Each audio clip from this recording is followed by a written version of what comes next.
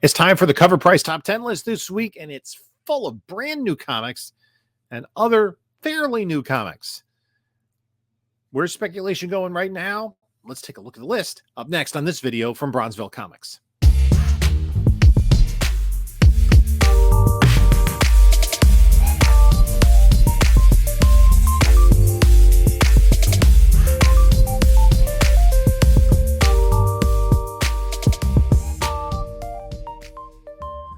Hello, panelologists. This is Jim from Bronzeville Comics coming to you with another video. And before we get started, please like, comment, subscribe. You know what to do.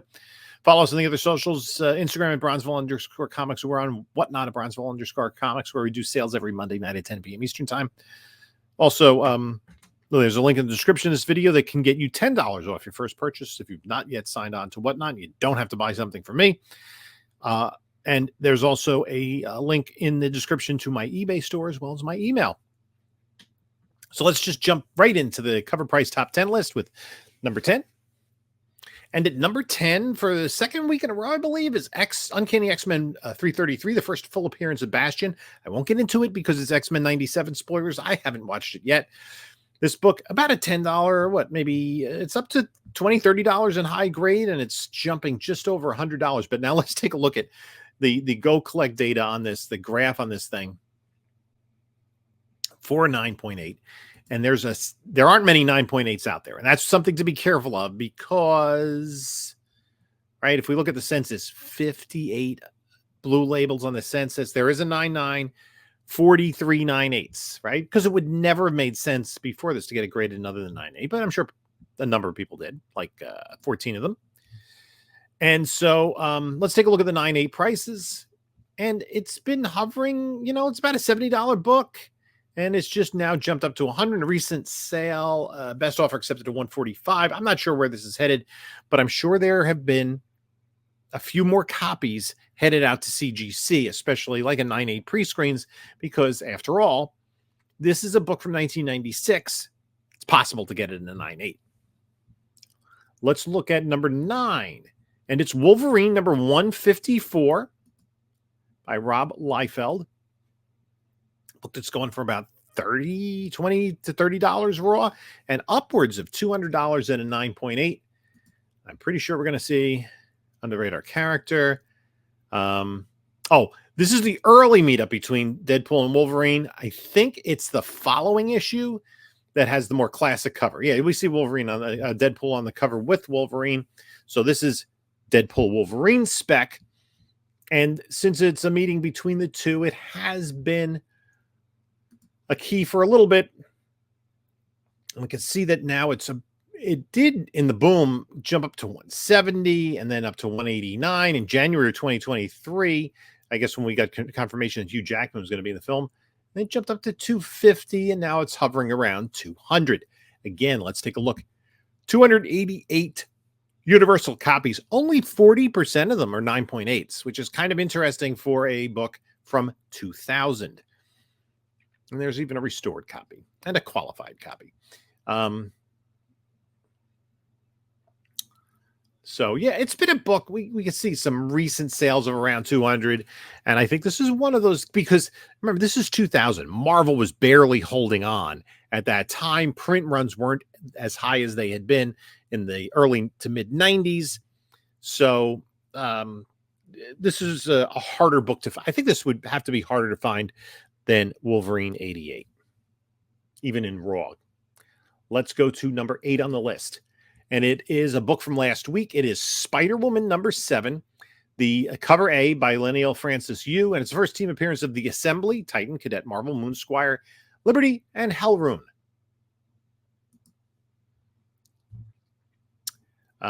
Made some serious moves in the story and added a new team to the lexicon with the Assembly.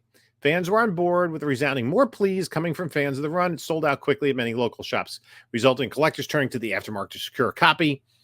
I'm not exactly sure. I haven't read this book. It almost looks like these characters are the Assembly, Avengers Assemble, female versions of the male Avengers, Cadet Marvel, younger versions, sidekicks, Moonsquire, Moon Knight. Liberty, Captain America, Hellrune. I don't really. If you know more about it, put in the chat below. It's not a book that I get. It's not on my pull list, and I haven't read it. So it might be something to see if I can grab a copy for cover price at the LCS later today. Let's go to number 7, Evangeline #1. This is a book that you can probably get for under 20, but look, it's going over 150, up to 175 at a 9.8, and a recent sale of 120 at a 9.6 even. Again, there was some news about this character. Olivia Wilde is set to direct the adaptation of the series, and rumors circulating that Margot Robbie is going to be portraying the character. Her production company is involved in this as well. A book, what year is this from? 1995, right? Right in the chromium age. It's a chromium cover. Look at this. I mean, $20 book, $40 book in a 9.8. It had its fans in it. All of a sudden, it goes from a $55 book, boom, to $183 book. And we can see recent sales: 191, 175, 200, 150, 76 at auction, 154, 114, 113. Just riding the news. Only 171 on the census. 299s.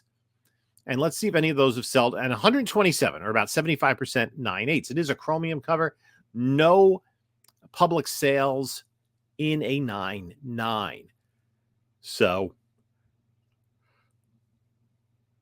I think, we'll see. This book could heat up, but I'm not sure how many are out there.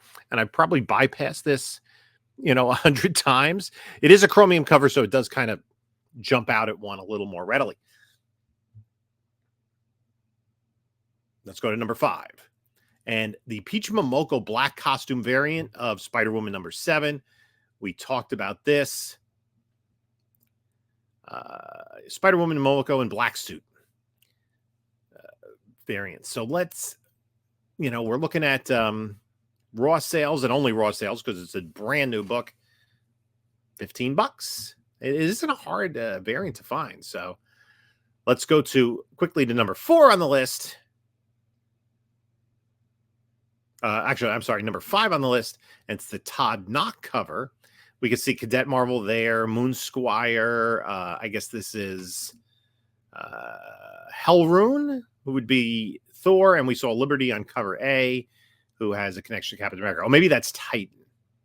Although Titan would be more Greek mythology than Norse. And near mints for $18. Again, a near mint copy sold for $3 because I think this has been an unexpected surprise in terms of its popularity. 3 covers to choose from. I don't believe any of them are ratio covers. Featuring Moonsquire, Hellrune, Cadet Marvel in center behind Spider-Woman. I might want to give this a read. In the meantime, let's go to number 4 on the list. Oh, okay. Now we're back to familiar ground. The Swifties, not to be outdone. At number 4, Dazzler #1. First issue of Dazzler. We've been through this before. You can get a good copy for under $40. High grade is approaching 200. Now, if we look at the trend of the 9.8 here over time, it always was kind of a key, hovering close to $100 for most of the teens. And then the comic boom shot it up, but didn't shoot it up that far, 240. And it's kind of bounced around since then. As the boom ended, we've seen a lot of ups and downs, but a little bit of spike. Just if we look at May, 200 best offer accepted from 200, 189, 189, which is a bump up over the previous sales. So people seem to be getting more and more excited about Dazzler. 2,000 on the census, a quarter of them are 9.8s. So it is a book from 1981, a little bit more difficult to get a 9.8. Now another book from last week, Blood Hunt #1, with this red band trailer, reader discretion advised. Blood Hunt Red Band Edition. First full appearance of the Blood Coven. Megrim, Smoke Eater, Unusual, Cruel, and Damascene. I'm not sure if I'm pronouncing that correctly. $6 book. And what is driving this? Marvel doesn't typically lean into extreme violence in their comics, but something has to give when you're dealing with the Marvel Universe versus vampires. Bloodhunt was a recent darling of Free Comic Book Day, National Comic Book Day, and Free Comic Book Day, drawing in oodles of fans who wanted a taste. Some were lucky enough to secure this variation of the book, which immediately found a healthy aftermarket. A lot of copies sold. Prices haven't gone up too much. We're going to talk about this more in a minute, but let's just stop by number 2, which is New X-Men 128, the first appearance of Phantom X. High-grade copies, the $20 to $30 range, about $1.25 for a 9.8. Blah, blah, blah, blah, blah. Phantom X or Weapon 13 is rumored to be featured in the upcoming Captain America Brave New World, the Weapon X program, which naturally sends fans on the Weapon X hunt. This was a book, and if we look at the Go Collect data for it, was really a hot book during the boom, right? Again, a book that sold for around $100, maybe a little bit more pre-boom, and then bam, jumped up to $275 and then $300, and it's been slowly trending down ever since. Although now we had this most recent sale of $190, which is well above what it had been selling for recently. So it remains to be seen if we'll see the character in the MCU. A lot of people really like the character. And again, it was one of those books that people were speculating on when people were speculating on a lot of different things. Folks were speculating on this book. There are 1,500 copies on the census and 900 in a 9.8. This is a book from 2002. So again, a more recent book, a 21st century book. Paper quality aside, it is reasonably possible if a book has been well preserved to get it in a 9.8. So let's go to number 1 on the list. And it is Blood Hunt number 1, the Red Band edition, this variant cover, which is an homage to is it Crime Suspense Stories? Number 22. Yeah. Leniel Francis Yu with Thor's head. We saw this play out in Wolverine 55 with Sabretooth's head, which may be something that we see coming up. And this is also not something that I am familiar with. I haven't read this storyline as of yet. So Blood Hunt, I might keep an eye out on, and Spider-Woman number 7, since they were really hot on the list. If I can get them for cover price, the LCS, why not? Pick up a copy and give it a read. So that's it for the top 10. Let's look at 11 through 20 real quick. Wolverine 155, the second part of this story with an homage to Incredible Hulk 340. X-Men number 4, first appearance of Omega Red with spoiler warnings. Wolverine 66. This does have the Ant-Man corpse in it. I'm sorry, I jumped ahead. This is the first appearance of Old Man Logan, and it does have the Ant-Man corpse in it. Pretty good storyline. It seems like there may be parts of that they're pulling for the Deadpool Wolverine movie. Ultimate Fallout back on the list.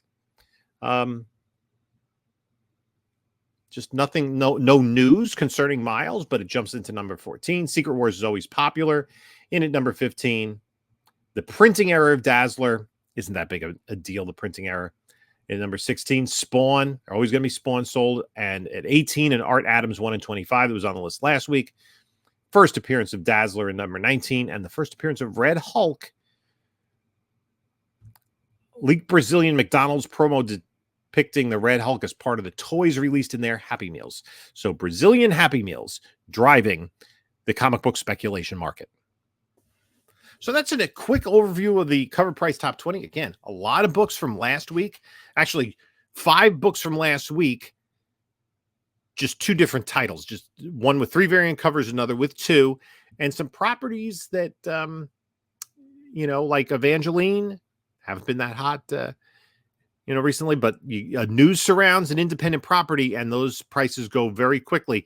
But the thing to be careful of, always remember this. What you need to consider is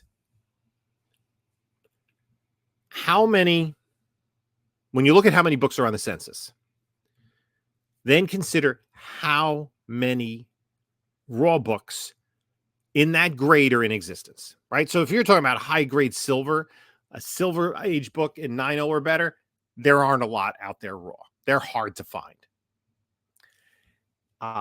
If you're talking about a huge modern key, which in high grade people have been submitting a lot of, things like Batman Adventures 12, New Mutants 98, Ultimate Fallout 4, those kinds of books, those get submitted very regularly. There aren't a lot. There are those books out in circulation, but they're a little bit harder to find, and people who have them generally know what they have.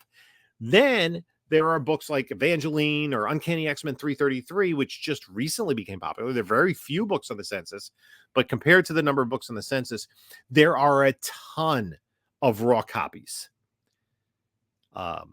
In private collections, in back issue bins that dealers have, you can find them at shows.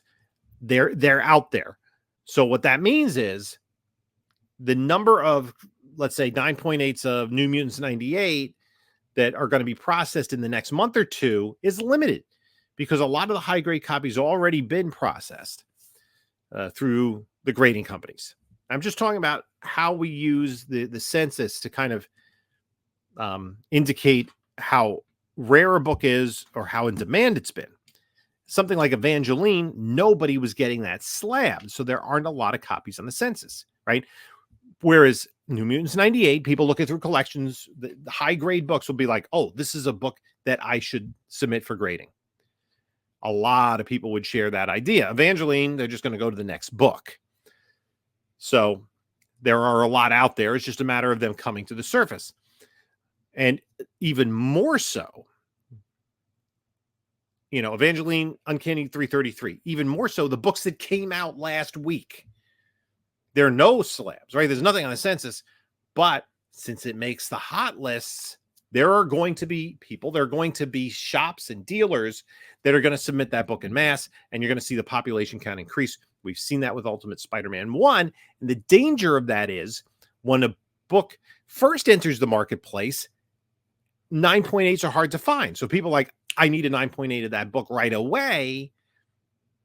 You could sell it if you're one of the first to market with it. Whereas 2 months later, 6 months later, you get that book graded, it comes back at 9.8, and everybody's like, we're over that. Time to move on to something else. I'd like to thank everyone for stopping by. I hope you enjoyed the video. You can take a look at a couple of my other videos here. And this is Jim saying until next time, enjoy your comics.